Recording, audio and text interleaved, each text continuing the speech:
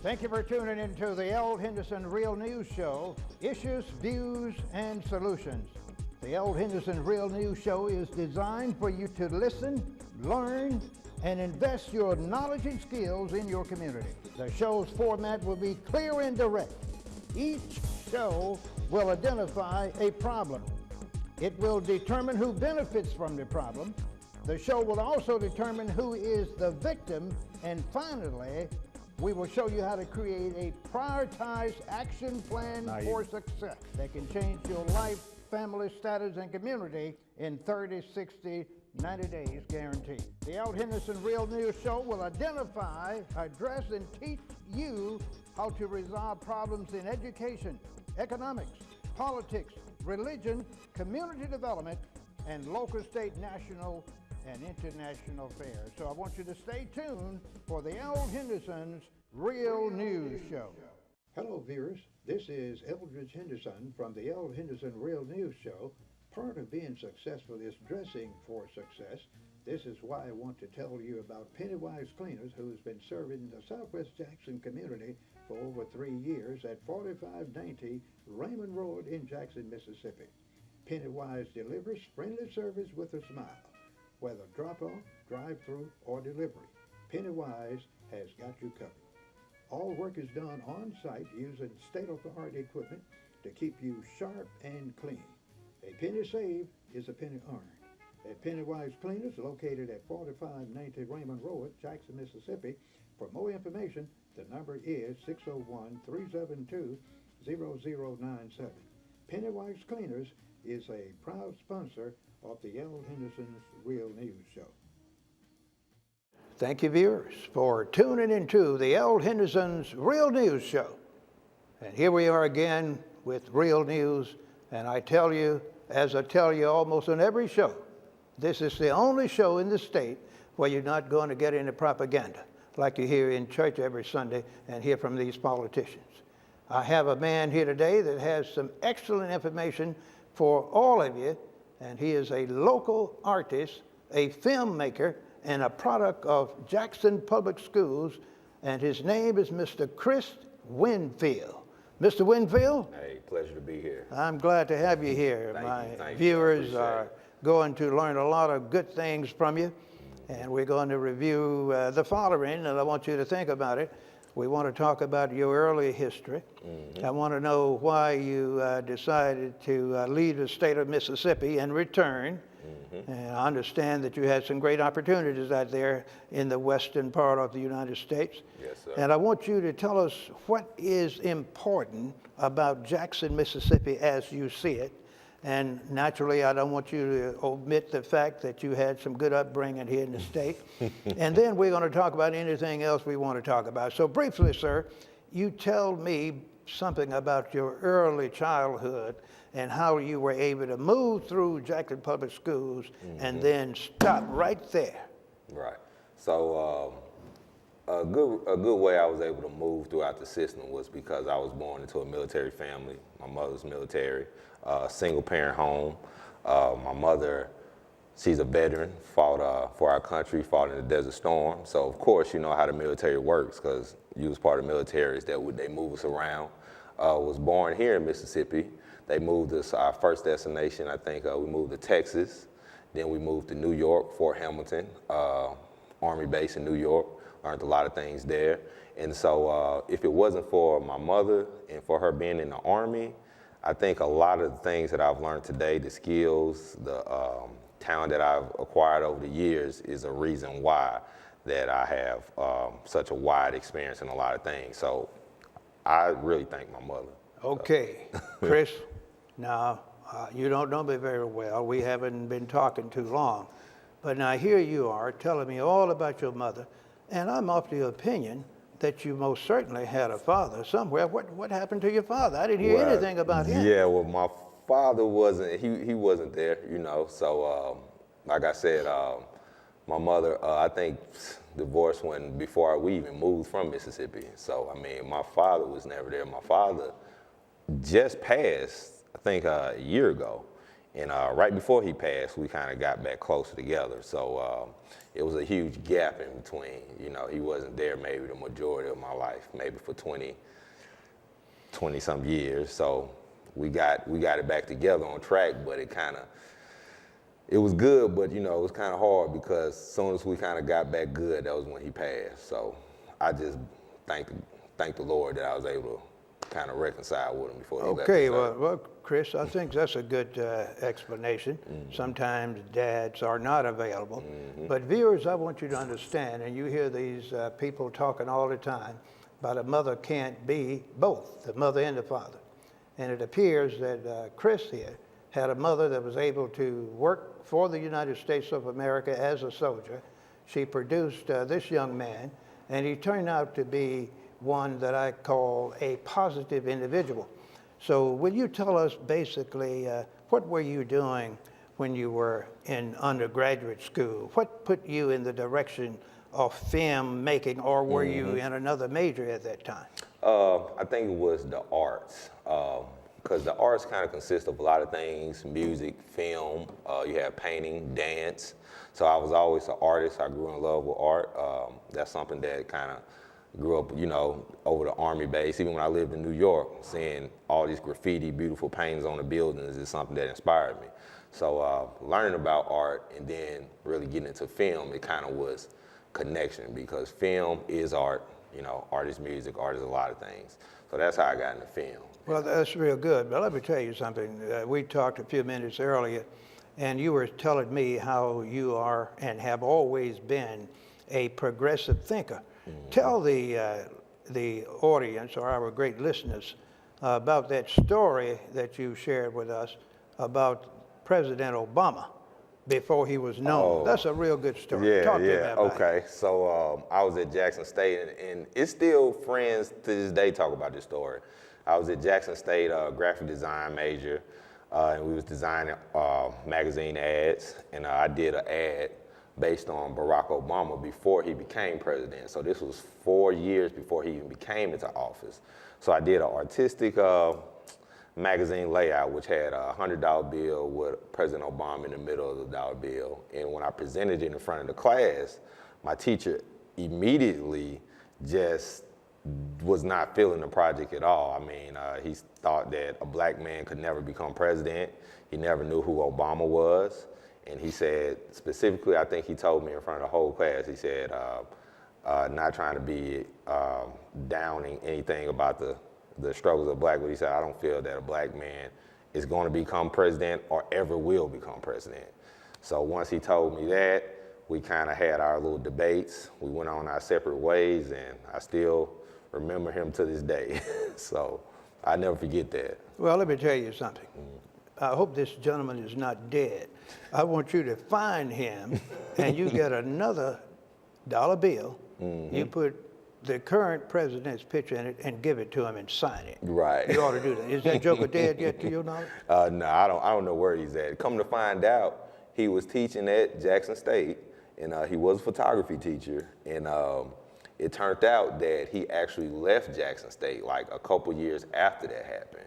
And from my knowledge is that the way he left was kind of, it was controversial, because they went on some trip and he just left and just said he didn't want to deal with it. And something about the teaching of black students, because we had a lot of students back then that weren't afraid to stand up for what they believed in and spoke out. So I just don't feel like he was probably used to that. Well, probably not. Yeah. Now, this is probably one of those teachers that would work at these black schools that were accustomed to most of the students being very passive. They were trained that way at home and at church in most cases, and they didn't believe in any controversy, and many of them could barely afford to get in college, so therefore they were not going to do any negative moves. And since he saw this militant type attitude coming into these black colleges, he probably said, those Negroes are trying to get out of place here. I can't handle this thing anymore. I've been the top dog around here, and now they're telling me what to do. Right. Now, you know that's probably what's real happening. Would you agree with that? Yes, I would. I definitely would. And then to come to find out, one of my my other teachers, who was the Dean of Arts now, who I love to this day, he actually loved the project. Like he agreed with the whole Obama on the dollar bill and everything. He just looked at it from a technical, artistic standpoint of me actually painting this dollar bill detailed, you know, and he said, yeah, it's a great painting, it's a great project, and that's basically what I was presenting. It wasn't a political piece. It was just a project showing that, hey, I know how to do graphic design. Well, that's real great. But let me Yeah. tell you something. You know, during that time, before Obama became famous, now if you did this 4 years before he made his famous speech on national television, most folks prior to that time, when they heard of the possibility of a black man named Barack Obama. Barack Hussein Hussein Obama, before they saw that joker, they thought he was a terrorist.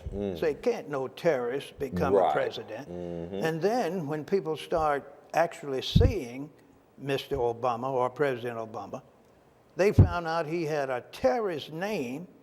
His mama was a so-called Caucasian.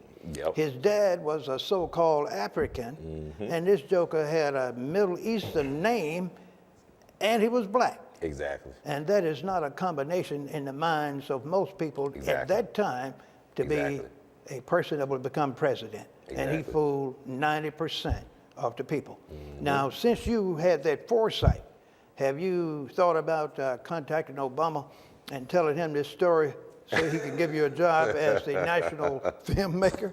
Have you thought about that? That would be a good that would be a good thing. But I know one thing, I still have the project. I still have it on DS at home, Well, the project. So now, I would love to Let send me it to tell him. you, Chris. Now you're not going to do it, but I'm telling you, my business is to tell you how to make $200,000 or $300,000 a year. If I were you, I would contact his chief of staff and send him a rough copy of what you have and ask for an appointment to see the president. And you go and give him a good 3 to 5 page proposal. How are you going to highlight his tenure for the first 8 years as president, and write a book on this, get him to sign it, and I guarantee you they'll probably give you $200 or $300 for this proposal. And with his signature and picture on the face of your book, on the cover page, Yes. I guarantee you, you wouldn't ever come to the L. Henderson Real News Show anymore because you will be on CNN and ABC and everybody talking Right. about how you had this perception 15, 10, or 5 years before it happened. Right. So you ought to think about it. Yeah, As always, definitely will. tell, and my listeners will know, when I give a good idea like this and an individual will take it, listeners, viewers, and all of you know that I always ask for 25% commission. So now, do you think you could give me 25%? Yes, I will. Give me that. You deserve it. So, viewers, stay tuned. In just a few minutes, you will be hearing the last segment of the L. Henderson's Real News Show. Stay tuned. The Action Leadership Institute has office space for rent at North Jackson off I-55 South at 5435 Executive Place Office Park, located in a high-traffic count area. There are 4 offices available, 1 office space, 650 square feet, 3 offices, 150 square feet each. All are available today with first month free and deposit. Ideal spot for established businesses and startups such as law and tax offices, insurance companies, boutiques, counseling centers. Again, the address is 5435 Executive Place Office Park, shown by appointments only. The number is 601-201-1957. Hello, viewers. This is Eldridge Henderson from the L. Henderson Real News Show. Part of being successful is dressing for success. This is why I want to tell you about Pennywise Cleaners, who's been serving the Southwest Jackson community for over 3 years at 4590 Raymond Road in Jackson, Mississippi. Pennywise delivers friendly service with a smile, whether drop-off, drive-through, or delivery. Pennywise has got you covered. All work is done on-site using state-of-the-art equipment to keep you sharp and clean. A penny saved is a penny earned. At Pennywise Cleaners, located at 4590 Raymond Road, Jackson, Mississippi. For more information, the number is 601-372-0097. Pennywise Cleaners is a proud sponsor of the L. Henderson's Real News Show. Ladies and gentlemen, I want to thank you for staying with us. We're going to continue with this interview with Mr. Chris Winfield. He is a filmmaker, and now you know about him. You heard his early history, talked about his mom's great role that she played in his life. Just like a lot of males that we know, black and white, where the father wasn't doing his duty. And of course, we can't worry about that, but at this point, my guest has been very successful. And now we're going to get back into it, Chris, and just see what you're doing here in the state of Mississippi.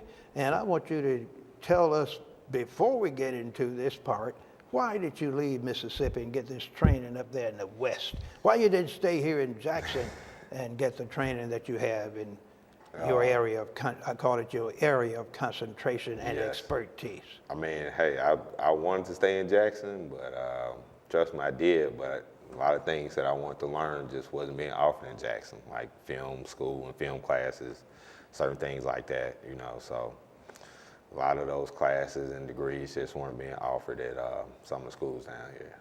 Now, I'm about to get you to the point where I will ask you another question that's very serious.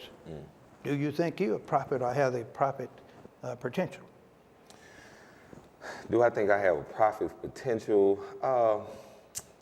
Prophet is you talking about being able to predict the future, and see what... That's right, and see what is going to happen in the next 5 or 10 years, and put it in film like you did with Obama. Yes. And let the people know that if you listen and follow what I'm telling you, this is what you can expect in our state in the next 10 or 15 years. Now, I would not go as far as say I think I can be a prophet, but prophet potential, yes, I do, because a lot of things that I speak of in this documentary and in my first film, I predicted before they even happened. Tell me about it. Like, for instance, my first film, I don't know if I mentioned, I did a short film called Believe, which is basically based on armed gunmen coming into church and murdering mass people based on their religion.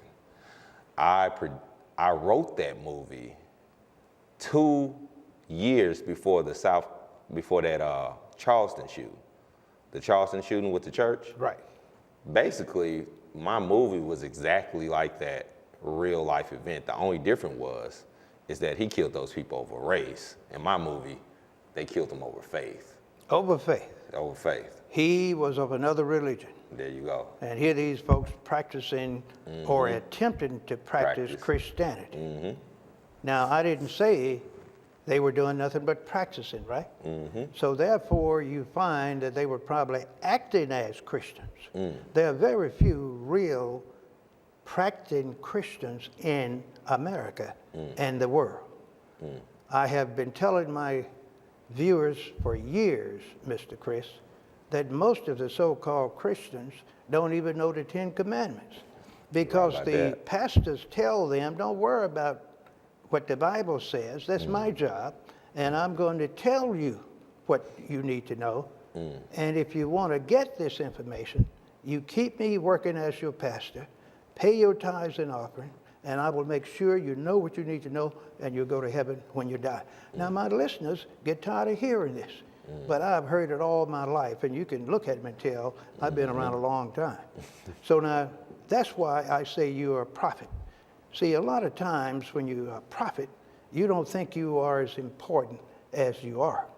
You don't even realize that you have had that calling. Look at it, twice. The Obama situation, the church killing situation. What else are you predicting in some of your future films?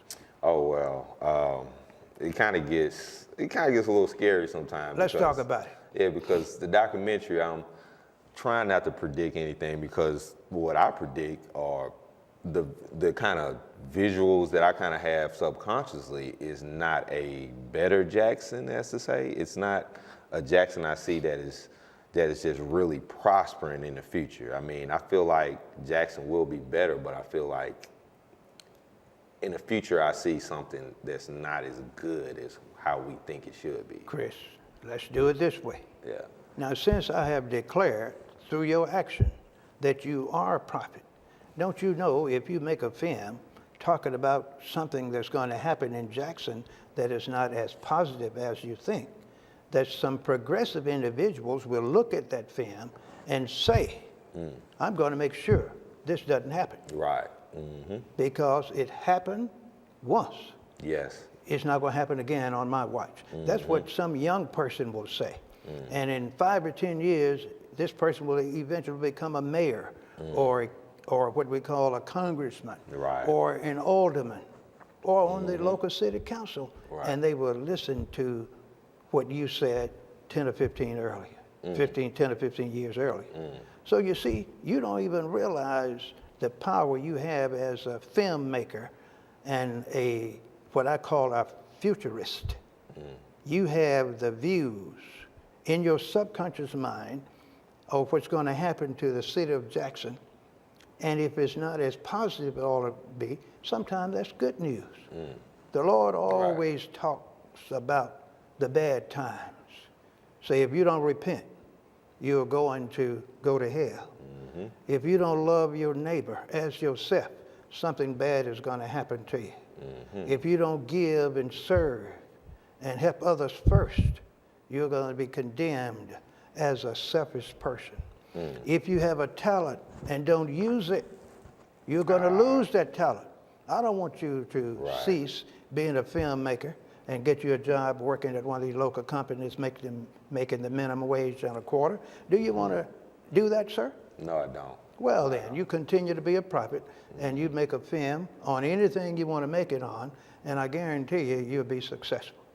And that's why I predicted that when you get that book written, you are going to be internationally known, and you'll be all over the world talking about anything you want to talk about. And that'll give you an opportunity, before we wrap up, to have the clout you need so you can use your resources. I know you have a lot of contacts right now, and you're going to have more later on when you get famous.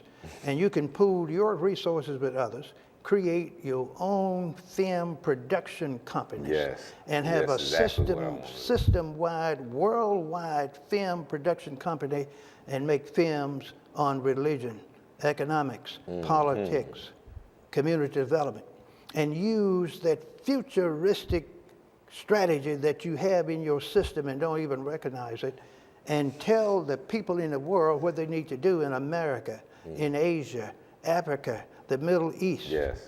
That's what. I mean, you sound like a psychic now. You read my mind or something. Of course, I know these things. I know. Didn't I tell you about being a prophet? Yeah. Who else You did. might be a prophet and don't know it? Someone else could be too, you know. I got you. See, the Lord puts people here for different reasons. And sometimes they don't have the official training as you do, where they've been given a degree or a certificate in a specific area that's productive. And here you are, been sought after by the Spirit. You were given a subconscious image to do something different, and you're doing it, and things are happening. And then there are others that can't do what you do, but they have enough vision to see it in you and asking you to share it with the world. That's what prophets do. They talk, and others teach. And you're going to be both. Now, I consider you a prophet, and your filmmaking is going to be the teaching tool that you are going to have. And viewers, I want you all to pay attention to this young man. You're going to see him and hear about him in the future. And at this point, he is going to tell you right now where you can contact him so he can come to you and work with you, and you all work out a little contract, and he will shoot your film. He'll get your family together and do family reunions, and all you have to do is make a contract with him. So, Chris, tell the viewers how they can contact you. They can contact me at 601-316-0984, and my website is www.drawnupfilms.com. That's the name of my production company, Drawn Up Films Productions, LLC. So now, viewers, this young man is not an OJT person, on-the-job training specialist. He has a BS and a master's degree. He is nationally known already, but not on a large scale. And in just a few years, he is going to get a call from the L. Henderson Real News Show. And since he is going to be charging $30,000 or $40,000 to appear, he's probably going to say no. And if he does, I won't do that. I'm going to call whoever the mayor is and tell the mayor to get this boy down here so I can talk to him. Now, how you going to react to that, sir? Well, if that ain't gonna happen, but you always will be able to get in contact with me and be able to get me to talk about anything. Okay, so when you're famous, I'm always gonna be available. All right, when you're famous now, I don't want you to do like the old man called James Brown.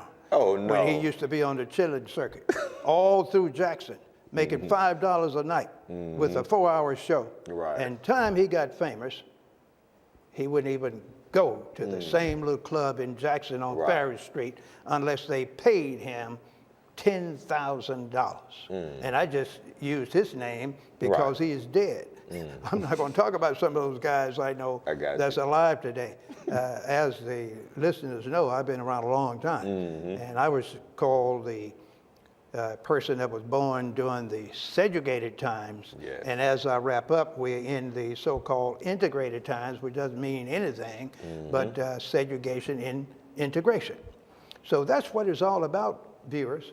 It's about knowing about the past, looking at what is happening in the present, so you can determine what's going to happen in the future. And that's the end, this time, of the L. Henderson Real News Show. And I want you all to stay tuned, because in the coming version of a similar topic, I might even get Chris back with us, and he's going to do part 2. So I don't know exactly when it is, unless he becomes famous before we get back. I know he's not coming back if he get that big contract that I know he's looking at, because he's laughing. And he's saying to himself, man, if I get that, you're right, I won't be back here. But we're not going to worry about it, because I'm just teasing, sir. Right. I know you're a good man, Yes. because I remember what you said about your mother. She trained you to be a great American. Yeah. Thank you very much for being with us. Thank you. Okay.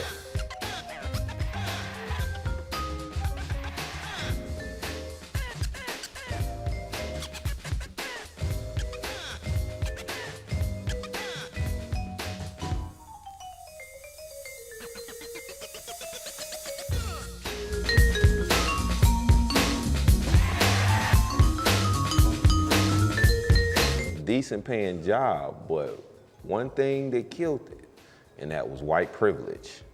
And that was the ability for other coworkers or people to get away with certain things I couldn't. For instance, I sit up here and say, I don't want to make any money, I would be lying to you. So I do want to make some money, but at the same time, I am not willing to sacrifice my morals or my moral standard for money.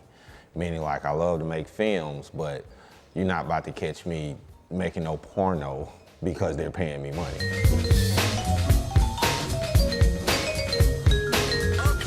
I think I was one of those naive ones that you were saying, thinking just, okay, I'm the first black guy here, I'm gonna be treated as an equal. Wait a minute, Chris. Now, you must think you live in a democracy somewhere. You must think you live in a state or a nation where they have what we call fair representation. Hello, viewers. This is Eldridge Henderson from the L. Henderson Real News Show. Part of being successful is dressing for success. This is why I want to tell you about Pennywise Cleaners, who's been serving the Southwest Jackson community for over 3 years at 4590 Raymond Road in Jackson, Mississippi. Pennywise delivers friendly service with a smile, whether drop-off, drive-through, or delivery. Pennywise has got you covered. All work is done on-site using state-of-the-art equipment to keep you sharp and clean. A penny saved is a penny earned. At Pennywise Cleaners, located at 4590 Raymond Road, Jackson, Mississippi.